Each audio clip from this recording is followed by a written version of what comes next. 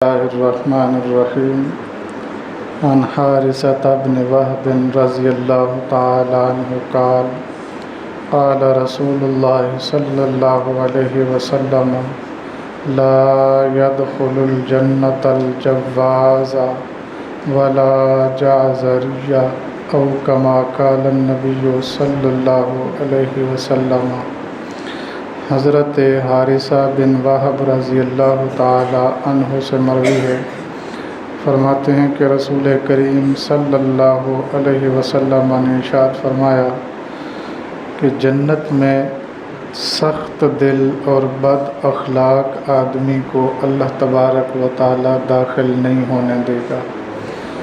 سخت دل علماء نے اس بندے کو لکھا ہے کہ جس کے اوپر کوئی نصیحت اثر نہ کرے، یعنی قرآن کی آیت تک بھی اس کے اوپر اثر نہ کرے، حدیث رسول صلی اللہ علیہ وسلم بھی اس کے اوپر اثر نہ کرے، ایسا بندہ سخت دل ہے۔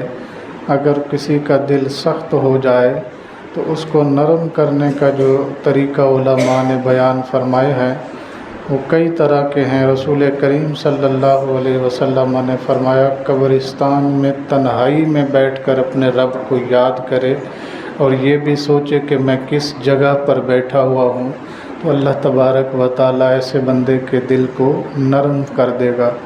اللہ تعالیٰ سے دعا ہے اللہ تعالیٰ ہم سب کو نرم دل اور اچھے اخلاق کا مالک بنائے، آمین۔ وآخر دعوانا ان الحمد للہ رب العالمین۔